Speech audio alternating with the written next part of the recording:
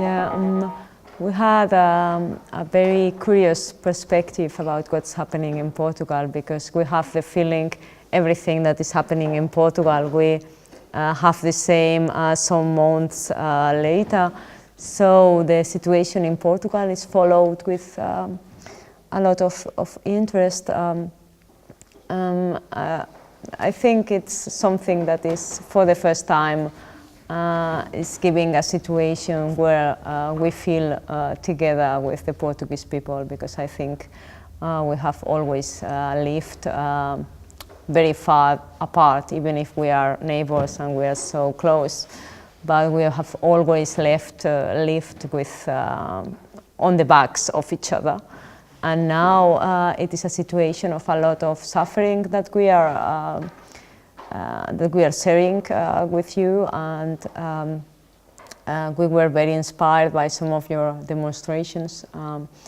And in the citizen movements, we are cooperating very strongly for the first time, I think, in the history in the last years with Portuguese movements. So I think it's a hard situation. We are very worried about what's happening in Portugal, because we are having ourselves a very bad time, and here it seems to be even worse than what we have in some aspects. In others, it's maybe not so serious as we have, for example, with unemployment.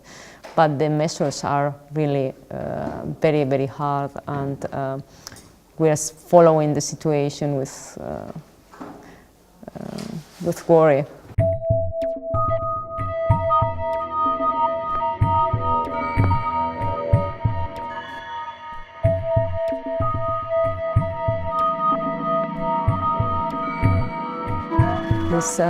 We are insisting that we don't have in Portugal or in Spain a problem of of expending too much money, but we have a problem of becoming much less money than we should become, because we have a huge problem of tax evasion, and then we have a shared problem in Portugal and in Spain about the tax system. The tax system is totally unfair, which means that the ones paying taxes are mainly ordinary citizens, working people, and small companies. So we have to really reform the tax system in order for them who have more to pay more. This includes serious measures against tax haven and tax evasion, which I think tax administrations in Portugal and in Spain, they know where tax evasion is, so they should seriously fight tax evasion. I don't know the amount in Portugal, but in Spain this represents 40,000 million euro each year, which is much more than what they get, for instance, with cuts in pensions or in healthcare. So the thing is that we have to suppose that there is a political decision, because there are a lot of ways to become the money. And the problem is, the big question is, who is paying the bill? And we cannot accept anymore that this bill is paid by the working people and by small companies. This should be paid by those who created the problem. It's necessary a tax, of course, on financial transactions and on banking profits, and a whole reform of the taxing system as a first way out of the crisis.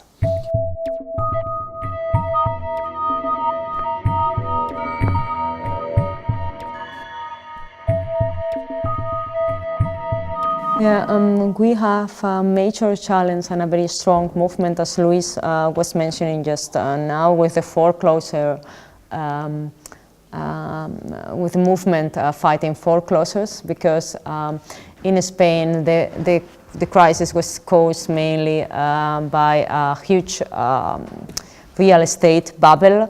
So there are a lot of people now which are facing situations of unemployment and cannot pay their mortgages.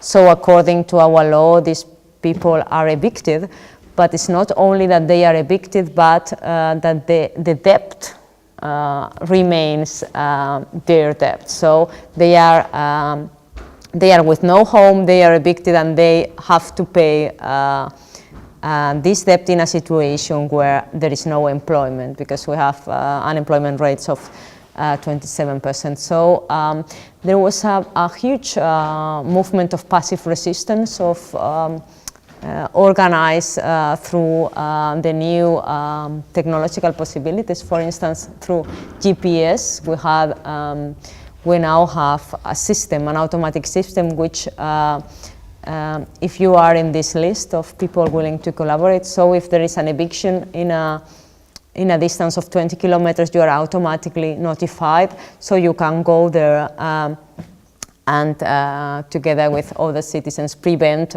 these foreclosures. So the pressure was so high that they are announcing a change of law on foreclosure front. But of course, this is a major challenge, because we think that the banking lobby is so strong that it would prevent any real changes. So the major challenge, I think, for the civil society is to oppose the hijacking of political power by the banking lobby. And this is something that only civil society can do, because most political parties don't have the will to expose this situation of the financial system, because they are also partly financed by these people they have to expose. So I think this is the main challenge for the civil society now.